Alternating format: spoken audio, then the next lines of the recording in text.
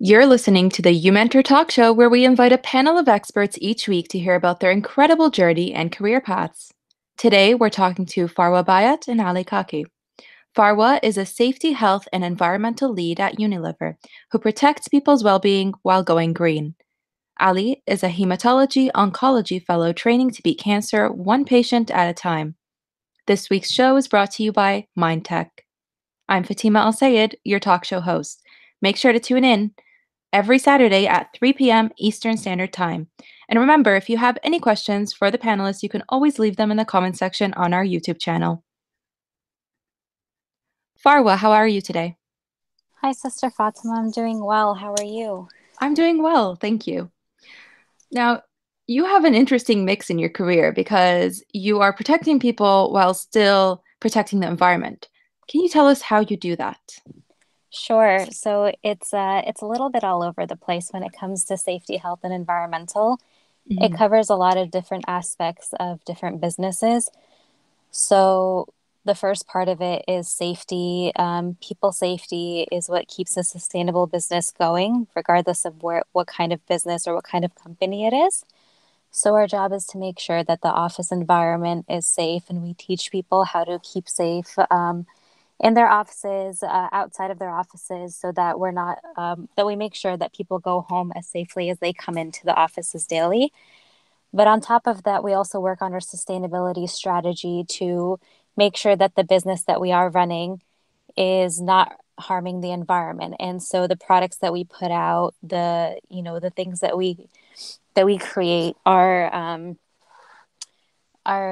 not having a hard impact on the environment. So two different sides of the spectrum. So people sustainability while also environmental sustainability. And what's the company you work for? So I work for Unilever. We're Mhm. a global consumer product goods company. So a lot of the brand names that you guys might know are things like Dove soap, Axe body spray, Breyer's ice cream, and we're global. So there's different brands across the different countries. And then what do you do within the company? So my role is the safety, health, and environmental lead, Mhm. and I work in the North America region. And so my role is a cluster role. So I don't Mhm. necessarily just have oversight over one site, but we have 15 manufacturing sites that I support, as well as I want to say 16 or 15 non-manufacturing offices. And so when it comes to my role, I support all of these sites in putting safety programs in place. I work on each site's individual sustainability strategy and, working on making sure that the 10,000 people that we cover in North America go home as safely as they came in every day. And do you have to put together a plan before you go into each one of these sites? So we have an overall North America strategy and a Mhm. plan. And then we kind of make them to the point where they can be plug and play. So even though Okay. we make brands across, they're different things that are being made, these plans kind of are plug and play for factories in general or for offices in general. And we try to standardize it across the cluster. And what types of things are you looking for in terms of safety and health? So I think to break it up, it's non-manufacturing, which is our offices, and manufacturing have two completely different types of safety that they need to be focused on. Mhm. So, of course, in the manufacturing environment, a factory, there's a lot more hazards. There's big machinery. There's food. There's personal care products, things that are being made, and so the hazards when it comes to those are a lot higher. And so the things that we look for are machinery guarding, and we have a specific set of safety rules that are basically you follow these rules, you're likely not to get hurt. And we take these very seriously. They're the number one priority. They're the number one thing that everybody is told going into a manufacturing site. Mhm. So when we worry about our policies and plans for a manufacturing site, those are the kind of things we look for. So machinery guarding, um, what ways we can take the hazards of these big machinery and reduce them. And then when it comes to the office setting, of course, it's a lot less of a high hazard environment. but people still are getting hurt on a daily basis in these Hmm. offices. And a lot of more of what we focus on in an office setting is people's behaviors and a culture. Mm. And how do you, because it's hard to really dictate people's behavior. How do you go about that? Right. So uh, we do look at trends. We look at, we try to build the culture with people. So we start it from with the top down approach. So when leadership cares about something, their teams follow their lead. So we try to start it from the top. So when it comes to our president, our VPs, our directors, we start with them and they know that when a new person starts on their team or when things happen on their team, they're directly responsible. Mhm. So in the site that I sit at, there's 1,600 people, and I can't be directly focused on everything that they do on a daily. And so when their leadership is focusing on what they're doing when it comes to safety and they incorporate it into all aspects of their business, um, then we're able to work on people's behaviors and get them into the mindset that this is a place that I need to be safe. I need to follow these safety rules, not just for the sake of the company, Mhm. but for my own well-being. Yeah. What do you do day to day? Oh, so day to day, given that environmental health and safety covers so many different things, um, the one thing that I really enjoy about this is that there's not necessarily a given thing that you'll be doing on a daily basis. So some Mhm. days I will be focusing on safety. Some days I focus more on the sustainability side. Some days I'm focusing on security. Um, and then health is more of the campaigns that we put in. So on a daily basis, a lot of it is, looking at trends, looking at our policies, procedures. Sometimes it is a little bit of fighting fires, both literally and figuratively. So that is part of the EHS role where Mhm. because we have so many sites, sometimes we get calls in early in the morning, late at night, of injuries that have happened across the factory, and we need to try and look at the best way to one, make sure that the person is taken care of, Mhm. whether they need medical treatment, we need to direct their care. But also, if they are hurt and something did hurt them in the workplace, then we need to make sure that we are fixing that, so that they are sorry, we fix that so that nobody else gets hurt from whatever hurt them. Mhm. So fighting fires like that, and then sometimes because we do have these factories and a lot of them have similar machinery. Mhm. um, when we do have an incident or a fire or something goes wrong, we work on sharing those, horizontally expanding those lessons, and just kind of getting that message across. So saying this happened here, we want to prevent this across our other sites. And then on a daily, whether I'm working on sustainability numbers and seeing what our environmental KPIs are. So things like our energy usage, our waste usage, Mhm. our water usage, and CO2, and then working on seeing what projects we have implemented, seeing how far they are along, Mm. and then seeing how much of a difference it's already made since we've started these projects. So it's a little bit of project management in there as well. Have you ever gotten a phone call in the middle of the night where you're like, "Oh my god, what do I do?" Uh, yeah, yes. I guess just to give you an example, I used to work at one of our factories within the same company. And in a manufacturing environment, these businesses are run 24/7. And so even though as a supervisor or leader, you don't work the 24/7, you have to switch Mhm. up your shifts. And so at one time, it may have been 12 a.m. and I got a call while I was at home and they said, this person is hurt. What do we do? And you need to be able to think quickly, need to be able to react quickly on your feet. When people get hurt, you have to think quickly and make sure that they're getting taken care of. Mhm. So I remember it was like 12 a.m. and I'm rushing back to the office. This person's going to the hospital. Luckily, she was okay. But I stayed with her until she was checked out. I remember leaving there at 5 a.m. Sent that person went home. She was safe. Um, she was hurt. She had hurt her hand, but it could have been a lot worse had we not had her checked out immediately. Hmm. So it's just a lot of thinking quickly and reacting quickly. And, even if that does mean having to get up and go to work at 12 a.m. In the end, you're helping someone. Exactly. Hmm. So, you know, as a leader in the company or when you're an EHS person, your mindset is protecting the business, but also protecting the people that are running that business. And Hmm. so, um, those people that are, these are your colleagues, the people that you work with on a daily basis, you end up spending more time with them than you do at home. And, being able to protect them and make sure that they're okay is rewarding. Hmm. So, what got you into this? I guess I kind of fell into the safety side of things. But my background is in environmental studies, and I've always had a passion for sustainability and wanting to do something on that front. Hmm. I come from three generations of geologists, so um, I always knew I wanted to do something with the environment, but it wasn't necessarily geology. Hmm. It was like Um, your legacy. right.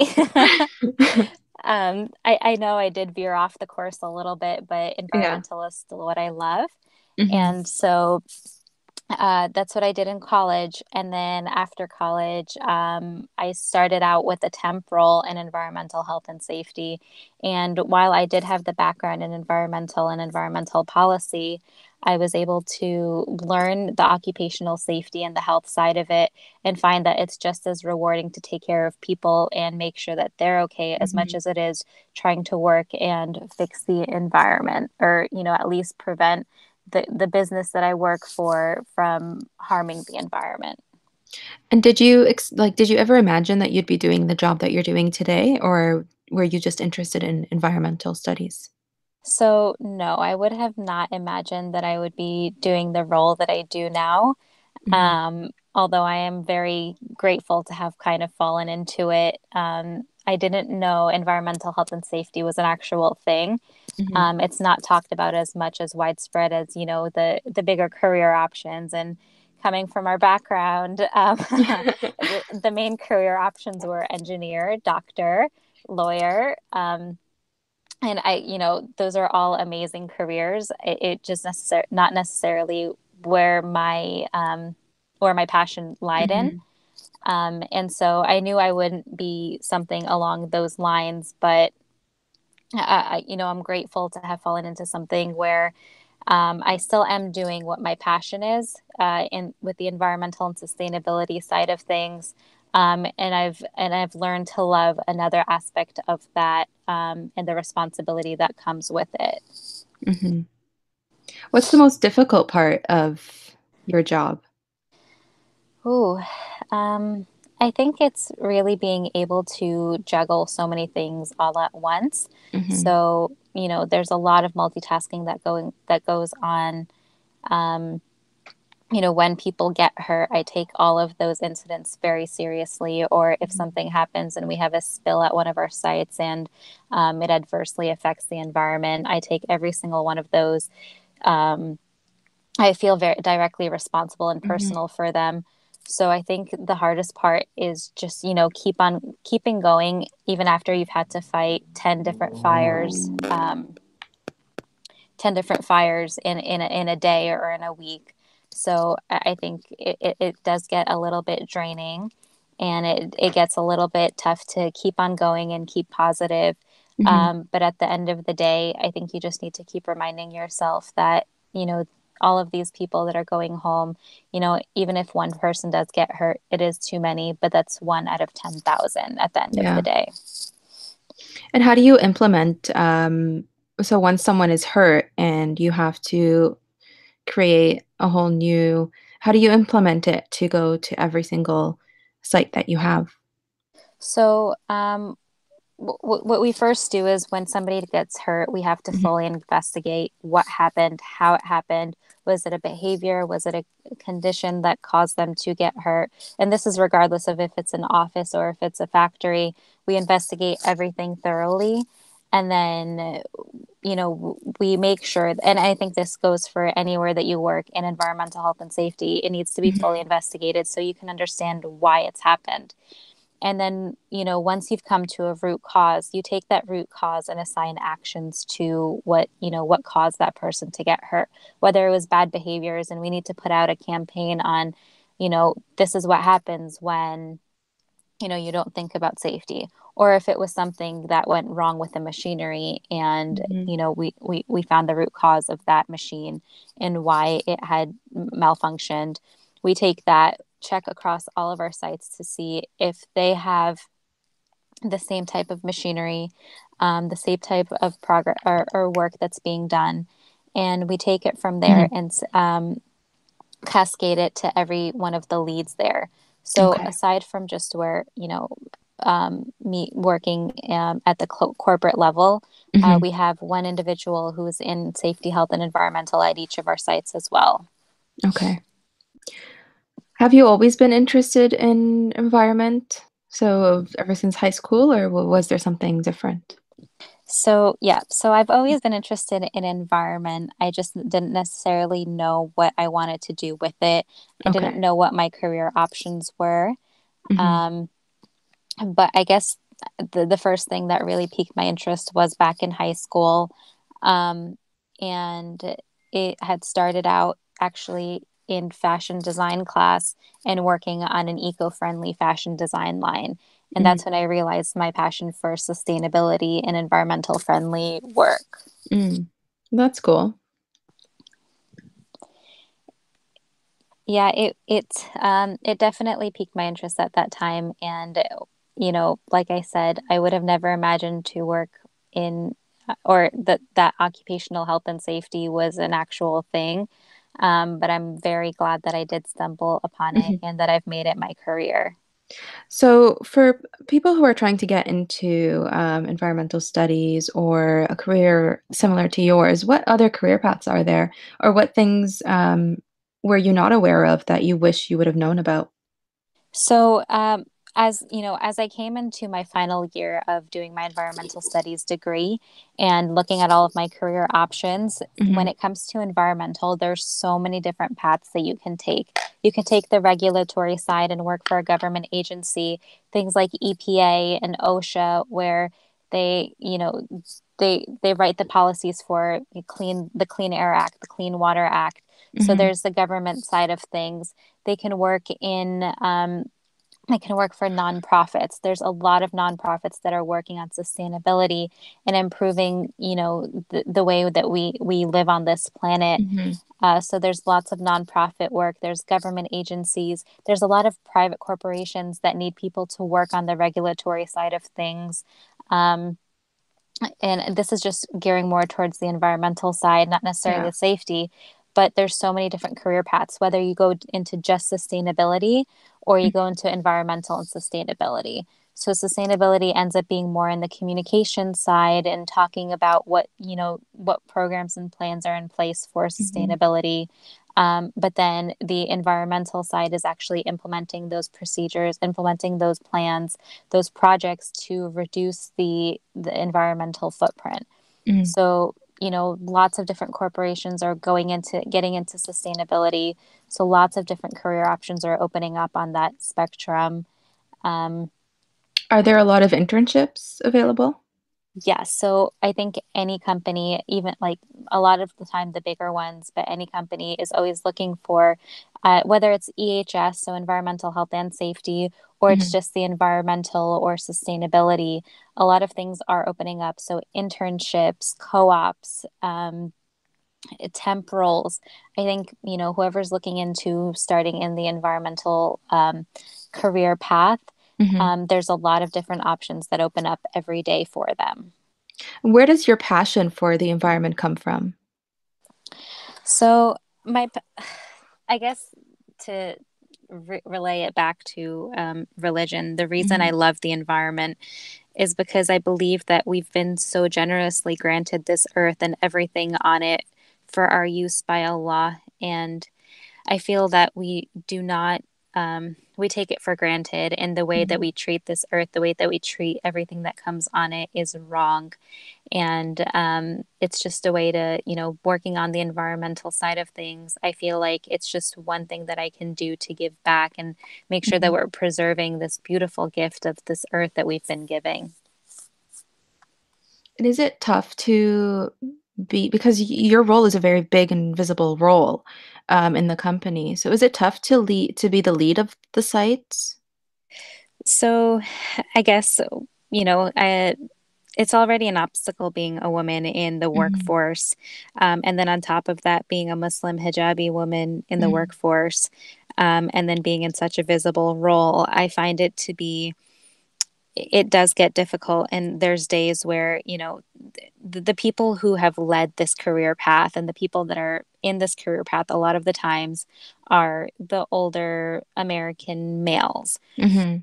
And so, being a younger woman who is in this career path, sometimes I'm not given uh, I guess it's not necessarily given the credit that's due to all of the work that we work so hard for. Mhm.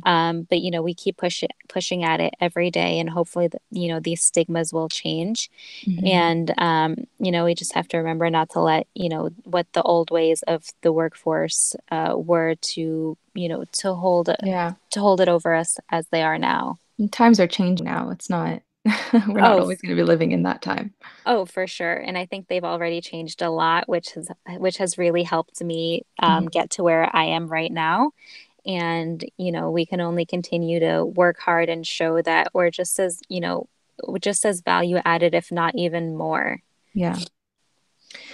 So, what's the most valuable experience you've gotten over your career?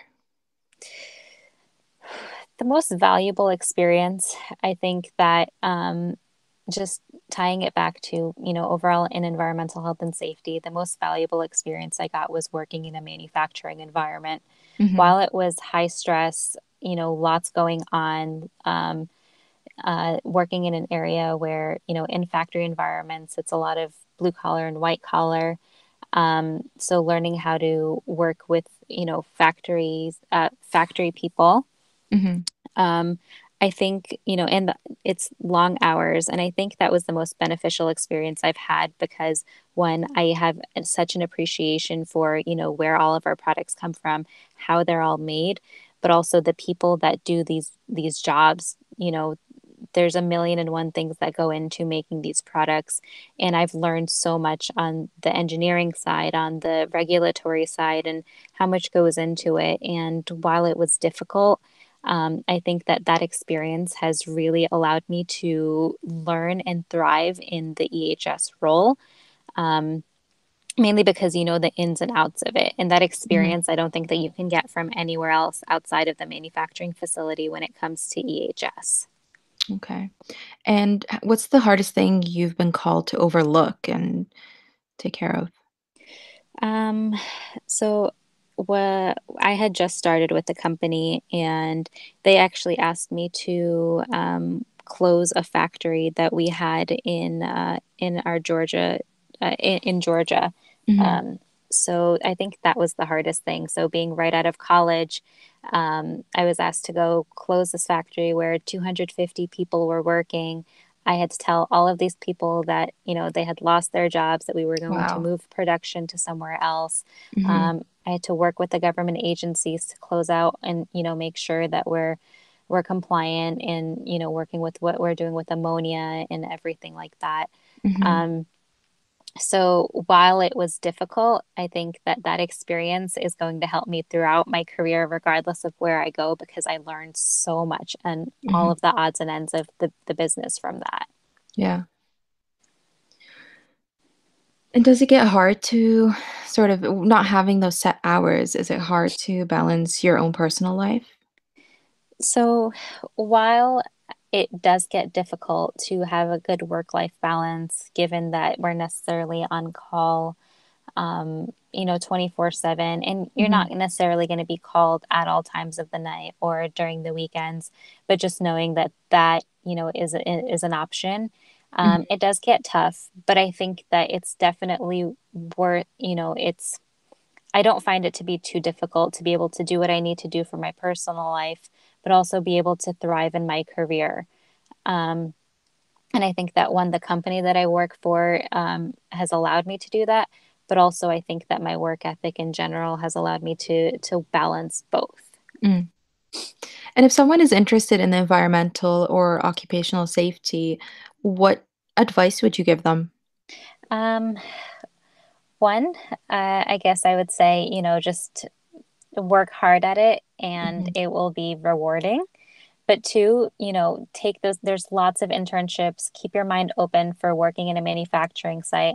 I know that a lot of people that are coming into the career workforce are coming into the workforce are reluctant to do these manufacturing roles. But once they've done it, they're going to learn so much. So whether it's occupational safety or it's environmental, so you don't necessarily have to go the governmental route. You don't necessarily have to work for a nonprofit if that's not what you want to do. But mhm, there's so many options out there, and there's so many different things that you can do. So one is to keep your options open. Look in both corporate and manufacturing settings when it comes to both environmental and safety. Um, and I think, the most important thing is just to work hard at it. It does get difficult some days. It's a lot of hours, but it is very rewarding at the mhm. end of the day. So, yeah. What's the most exciting part of doing your job? What makes you the happiest? Um, the happiest is actually seeing the results, right? So, Mhm, like I mentioned before, I've got 10,000 people that I overlook on a daily basis. And so when I send 10,000 people home every day, um, safely or as mhm, safely as they came in every day, that's the most rewarding thing. Or, when I'm pulling my environmental numbers, when I'm looking at my electricity usage or my natural gas usage across North America and seeing that the projects that we put in are actually making a difference, you know that it's not all for nothing. And, mhm. even though you have to fight those fires, being able to see the results of all of the work that you put in is really awesome. Yeah, and these are huge companies too. It's not like they're just a couple things. So you Right, are making a huge difference. right, right. And I think that's the most exciting thing about it. Yeah. And do you have anything else, you would like to any last piece of advice you'd like to give to the future generation who is looking Um, to go into your career?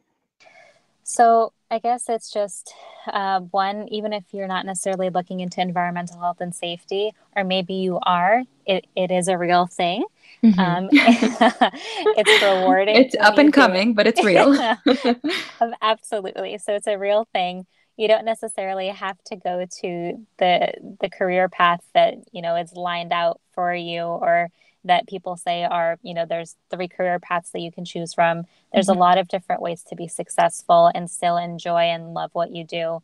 And so, regardless of if that's environmental health and safety or whatever else it is that you have a passion for, just go for it. Um, and that's really it, right? Work hard at it. Yeah. All of us it's a difficult time to live it, in this generation Mhm. and being this workforce, but you just got to keep pushing forward and, have the desire to keep at it. Is there a specific, degree that you have to have in order to be in these positions? So I have an environmental studies degree, but you can have very broad degrees here. So whether you're Mhm. an engineering or you have an occupational safety degree, Mhm. environmental degree, there's people across that have so many different degrees that I know that are in occupational health and safety. So you don't necessarily need to narrow yourself into one degree and, not be able to do EHS. So you Mhm. don't necessarily need one degree if that is your career path and you know that that's what you want to do. You can do an OHS degree in Okay. college. Okay. All right. Well, thank you so much, Farwa, for sharing your interesting career path. Thank you so much. I really appreciate it. Thank you Of for course, having it was me. lovely having you. Thank you.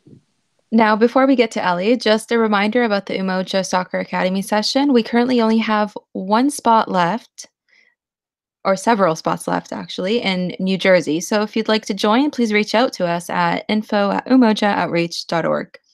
And if you haven't already, check out the photos on the Umoja Games website by searching umojaaoutreach.org/games and clicking gallery. Ali, how are you today? I'm doing well, very well, thank you. So, you are making all parents proud. I don't Okay. maybe all parents but my own. My father was an engineer and was hoping I would do that. So I mean, it's one or the other, right? So can you tell us what goes into your career is very long and it's very heavy.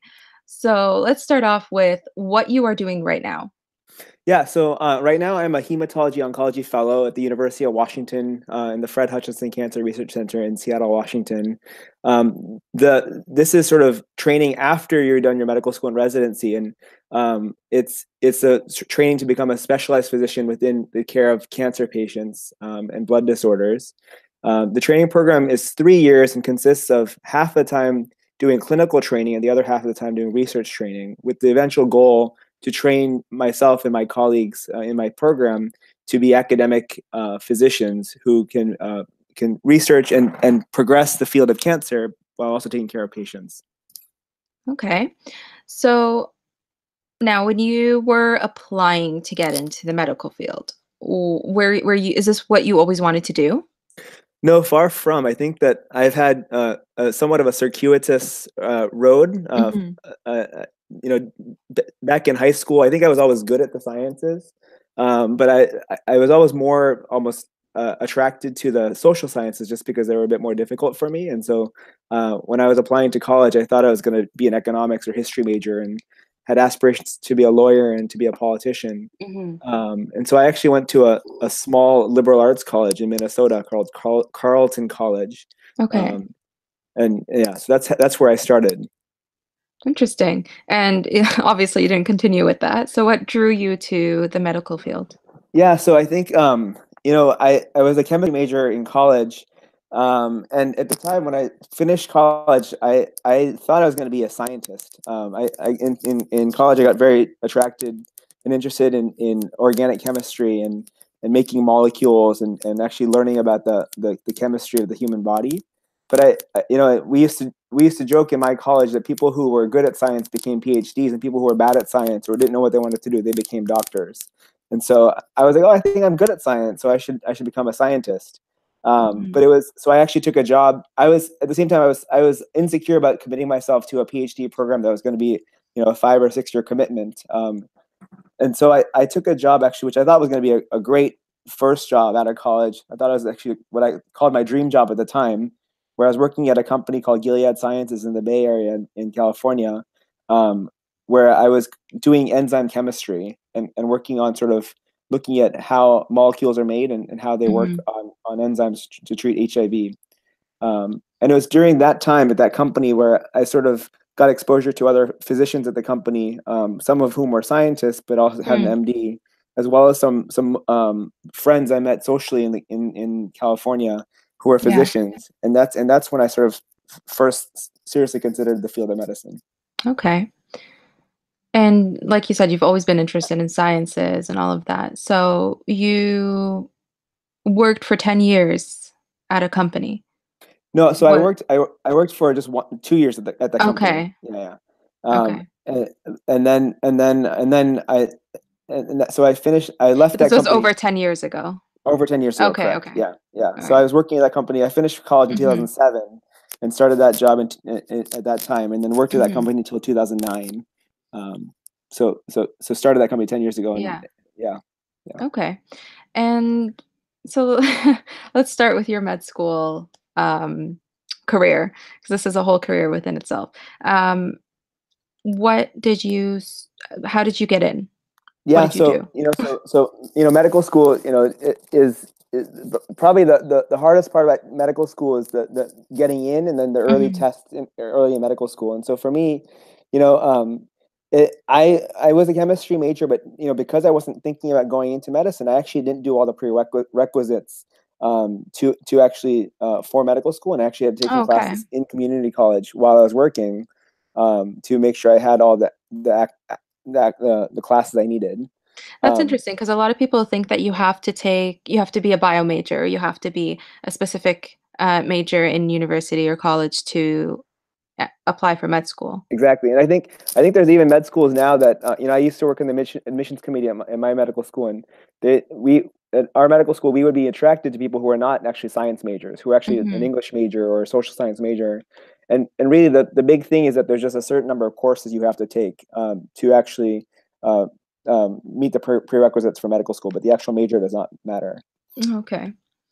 Okay, so after you picked up a couple classes, you Picked up a went couple into. classes, and then I had to Mhm, study for the MCAT, which is actually another huge commitment because that's probably one of the most challenging exams you take. mhm, And it's crucial to getting into medical school. And so I did my MCAT. I took the different classes I needed to take, and then I applied to medical school, which is in and of itself a big process as well. The application mhm. is sort of long, and the whole process between the application and they do secondary applications, and then you do an interview. It feels like almost like another job that in and of itself. So if you were doing this the conventional way, which year of college would you have gone into or applied? Yeah, so if you were going to go straight through from college, you would sort of take your MCAT during your junior year, Okay. the spring of your junior year, or maybe at the latest. Actually, no, you have to. The latest would be the spring of your junior year because you'd be applying in the summer of your senior year. The applications Hmm. open on June 1st or sometime in early June or July. So that's when you'd be applying. So you apply basically the year before you'd want to enter into medical school. Okay. And what comes after that? So once you get you get accepted and enroll into a medical school.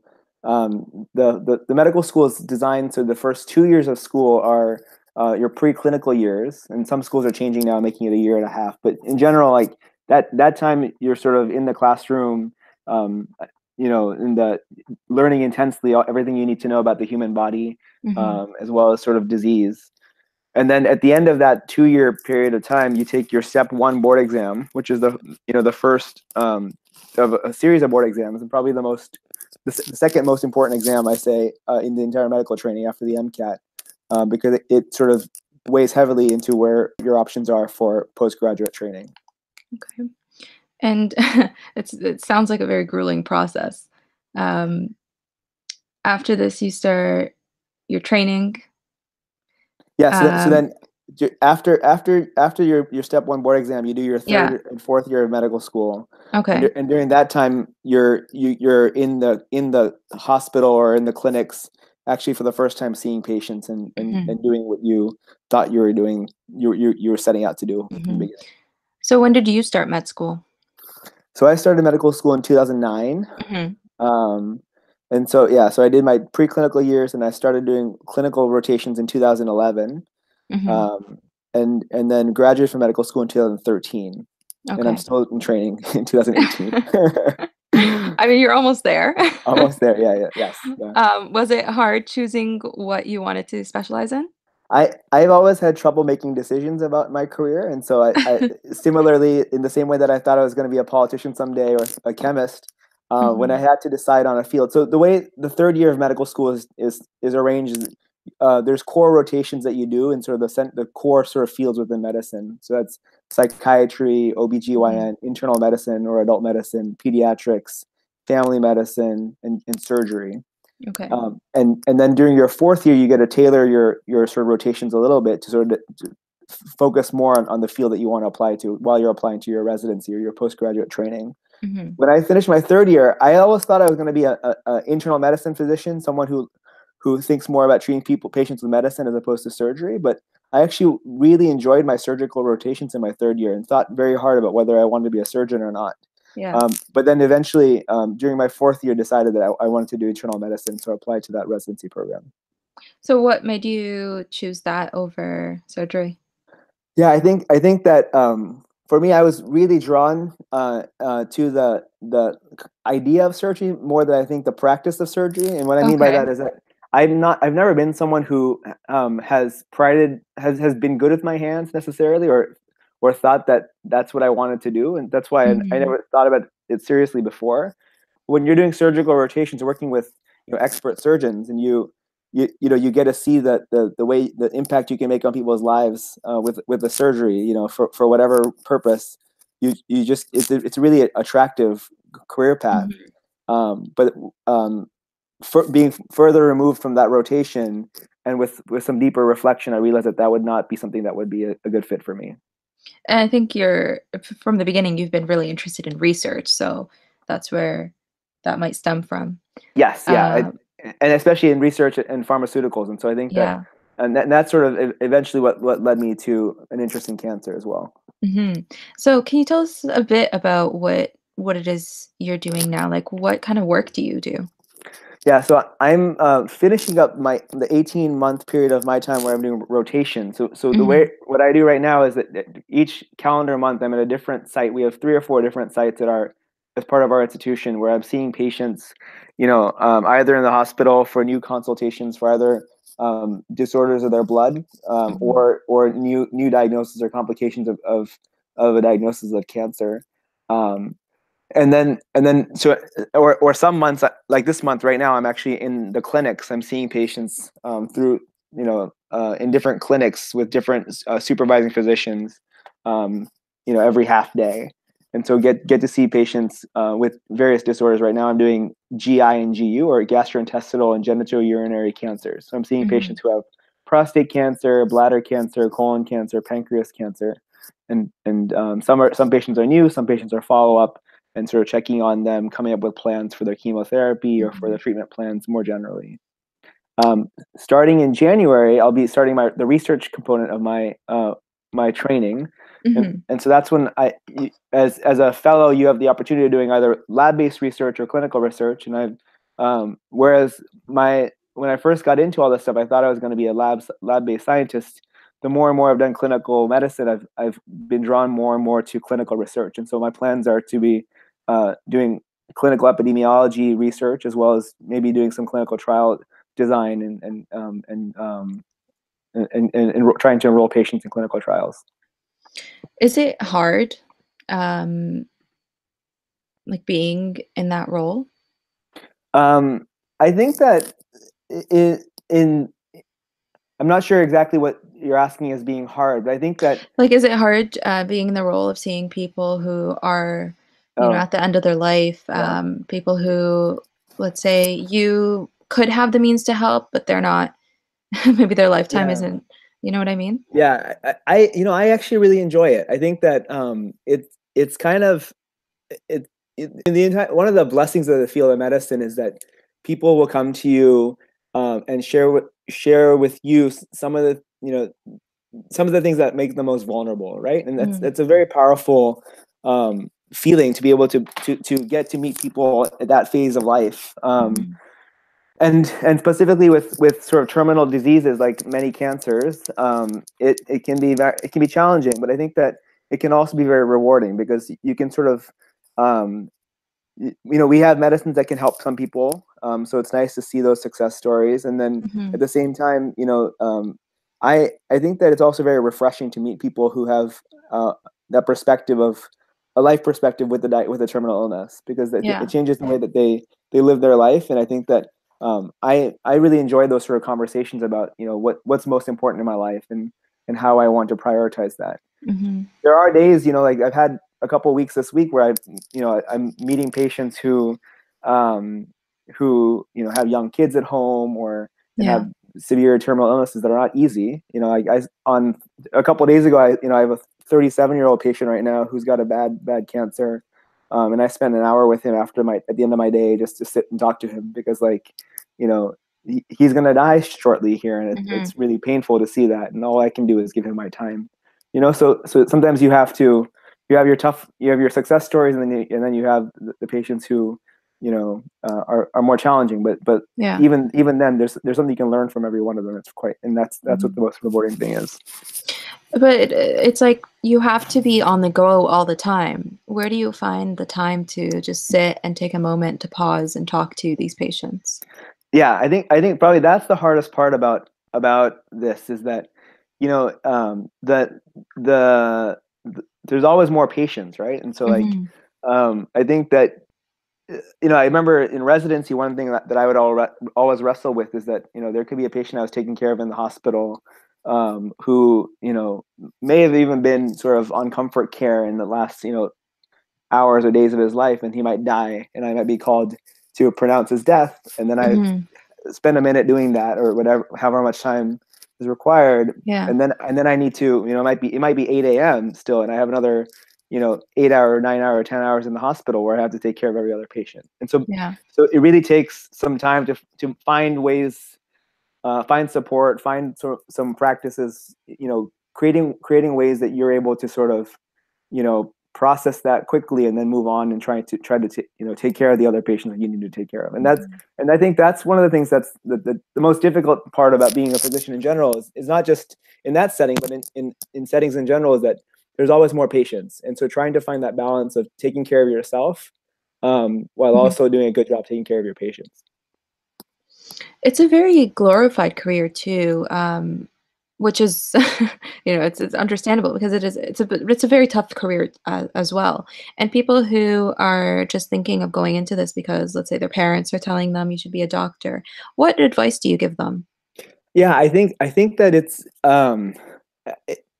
a really big commitment, and so I think Mhm. that, I through my training I've met people who, who've gone into medicine because because of that glory, or because of that or because of the money. Everyone says, "Oh, you make so much money as a Mhm. doctor," and I always, would push back on them and be like, if that's really your motivation for doing this, there's way easier ways to get glory and to make money, and so Mhm. and If you're um smart enough to get into med school and become a doctor, you can find exactly, different ways. you can find other ways to do so, Yeah. and so I really think that you really have to commit to, you know the taking care of patients, and I think that Yeah. that's the thing. And so my pathway has been circuitous, but I'm very grateful that I took that time to make sure that I was convinced that I wanted to do this, because Mhm. 'Cause it's a um very tough career to get it's into. yeah, it's a tough career to get into, and it's also a tough career to do. And Maintain. I Mhm. exactly, and I think that, um, to really do the best service for patients, you really have to, really be committed to it. And Mhm. I think that, unfortunately, I think that, there are many physicians that, many of my role models, many of the physicians that I met have that, that commitment. But there's a, like, I think that there are medicine these days seems to get a worse and worse rap in Yeah. some circles and communities, because I don't think that, all physicians, though the vast majority that I've met are committed to patients. I don't think that not every single one is, right? So Mhm. And what's the hardest part of your job? I think the hardest part is sort of that, is that, Not one getting thing burnt out? yeah, I think one of the Mhm. things I struggled with when I was earlier in my sort of medical training was that, medicine at the end of the day is a service job, and so Mhm. I used to joke in medical school in the beginning of my residency. The only thing that differentiates me from someone who works at McDonald's or Costco is that I have like 10 more years of schooling than they do, Yeah. and in some ways, like, that's true. In some ways it's not, right? But Mhm. like, I think that, like, the big thing I say when I say that is, like, really, like, more and more people, there's more and more patients, there's always an extra patient, there's always another patient, and so it's to be able to be a good and effective physician. I think that you also have to find ways to balance that. And Mhm. some physicians do that by making sure that they have some time outside of their work to do other leisure activities, to do other Yeah. things. For me, I like, hopefully, as an academic physician, I have more of a balance with my research, right? That can sort Mhm. of give me a more creative outlet to doing something that's academic, that's not just patient care. Because patient care, after a while, is no longer it's not no longer problem solving, because to be a good physician, to be a good person taking care of patients, a lot of it is, you really have to just, it can be pretty rote, right? You have Yeah. to know the things, and you just have to keep carrying out what you know. So, And what's the one thing you wish you would have known before you entered the career? um, Or something that that you had or yeah, I think that, for me, like, I one of the things I've struggled with is my uncertainty, and I think the more I have embraced that uncertainty, the Mhm. better that it's been for me. And so I think that, like, for me, but one thing I wish I had, would have been sort of a strong mentor who I could sort of align with. I think that Mhm. for me, I didn't actually know that many physicians growing up, and so and though like in medical school and residency, I have identified physicians. I've struggled to always identify someone who sort of fit my perspective on medicine and fit my sort of Mhm. ambition. And so like trying to, I think that if one thing I would say is that if you identify someone who you relate to and who's giving good advice that sort of aligns with your sort of worldview or your ambition and aspirations, Mhm. don't let that person go. Because I think that like for me, I've met some people along the way who have given me good advice for a period of time, but like I've also had to sort of um, taste a few different waters, or test out a few different waters to make sure I was convinced that the career that I wanted could be fulfilled with the Yeah. different careers that were available to me. And a lot of people think that you have to sort of pause your life to finish med school and become a doctor and then start getting married and having kids and all of that. What do you have to say about that? Yeah, that wasn't my experience at all. Mhm. For I got married. I quit my job at the pharmaceutical company I was working at, Mhm. got married, and then started medical school in one summer. And so I've been very grateful and very lucky to have a partner with me through the whole process. Mhm. My wife was flexible enough to move with me to medical school and move with me throughout my medical training. I was also very fortunate that I had family support financially that could make that feasible. Mhm. And then we had our first child, my daughter Layla, who's 3 now. We had her when I was a resident, but again, I couldn't have done that without sort of having a wife who was flexible and accommodating for any of that. Yeah. So So is it so being like what does your wife do so that you guys can have that balance?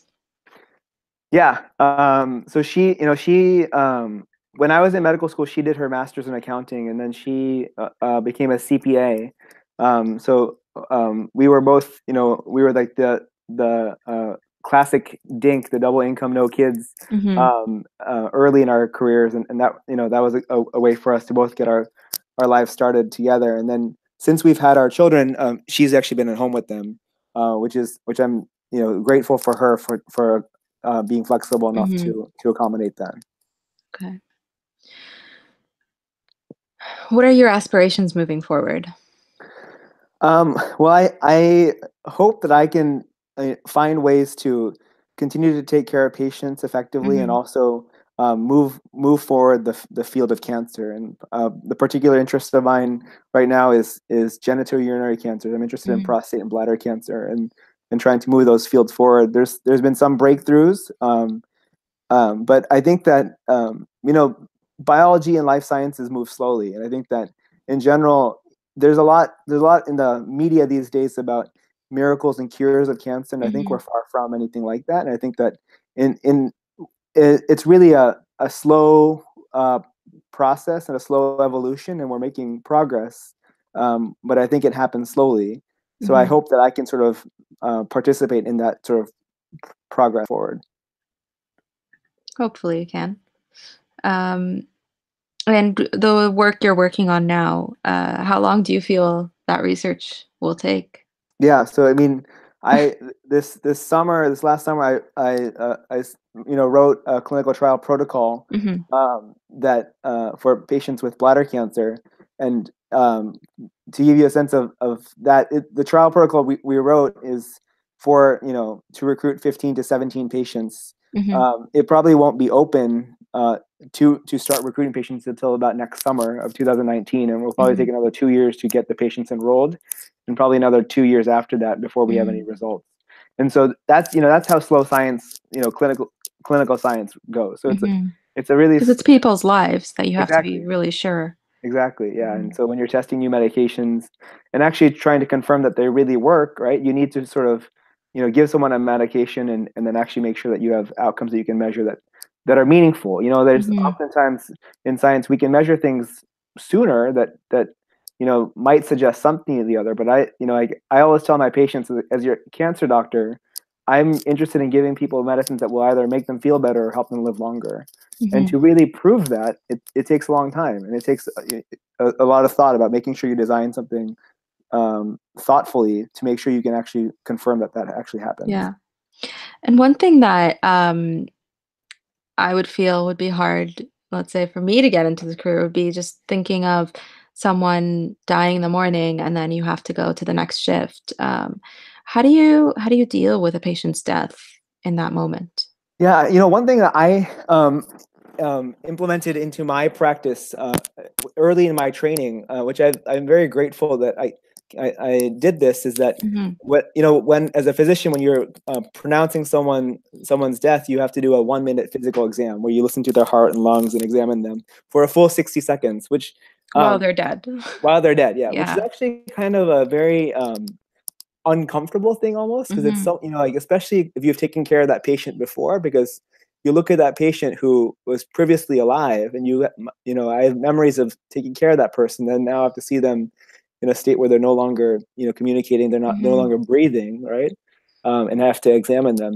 And so what I would do is that in that minute when you're listening and you don't even hear a thump, you don't even hear a heartbeat, it feels very quiet. And so I would spend that time actually reciting Surah Fatiha and then reciting three Surah Ikhlas, sort of Mm-hmm. saying a prayer for that patient that I was just taking care of. And reciting those surahs would take me about a minute.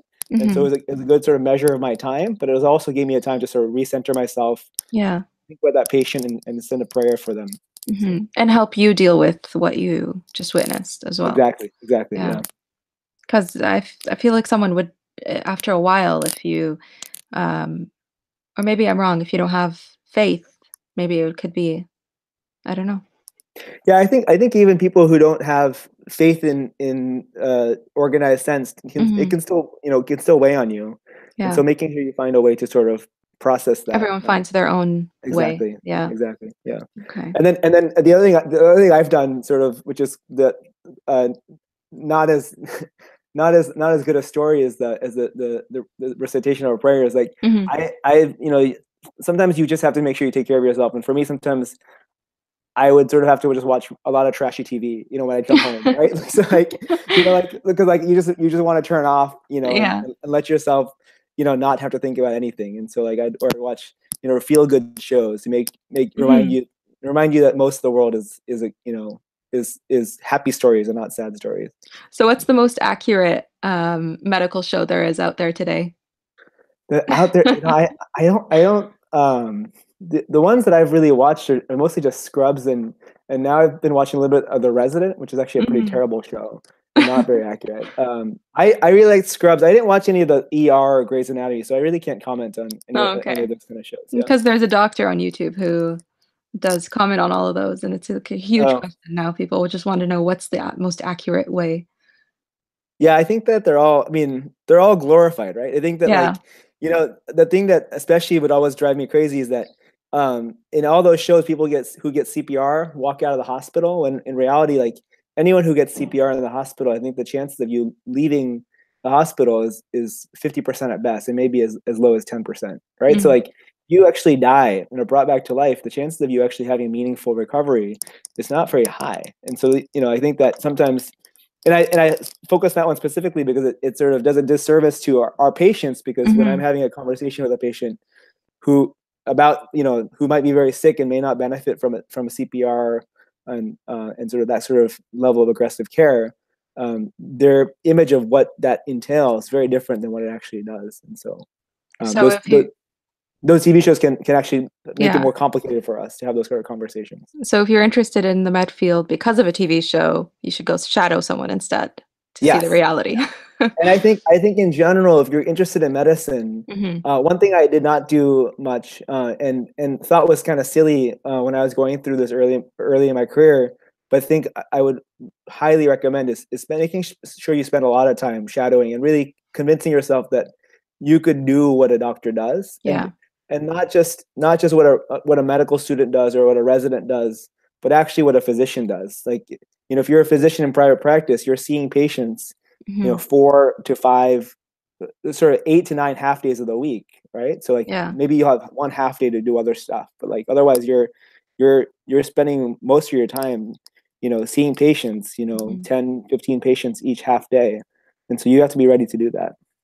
What's the final piece of advice you'd give to people who are looking to become doctors? I think doctor or no doctor, I think the most important thing I would recommend is making sure you aren't afraid to explore different career paths and career options. I think that for me, that's been the most useful thing that I did, is taking time between at different pivot points to actually test the water and see how one thing was before committing myself to a career path that I was uncertain if it would make me happy or not. Okay, thank you so much, Dr. Ali. Thank you very much. I'm happy to talk to you. It was a pleasure having you. Before we end the show for today, we actually have one question from the audience for Farwa. So, Farwa, if you're still on the line. Yep. Hi.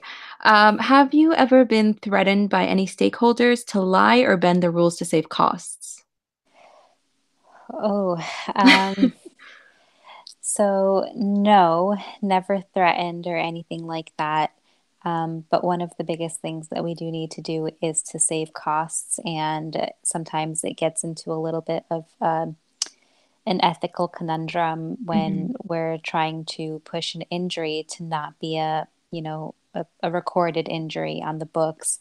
But at the end of the day, you always just have to stick true to, stick to your guns. The person is the most important thing. And so as long as they're, taken care of, it doesn't matter what other people will say. I wouldn't put my ethics or, anything else on the line just to save my career. Mhm. So, I've heard of situations where it's happened. Alhamdulillah, I haven't gotten into that situation as of yet. Thank you so much for answering our question. Of course, thank you guys for asking. And if anyone has any other questions, feel free to reach out to any of our panelists. You can reach out to them on our online platform at umojooutreach.org/unleash the future/groups, or just visit the uMentor website and hit the link for online platform. Be sure to tune in next Saturday at 3 for other panels of speakers and more stories.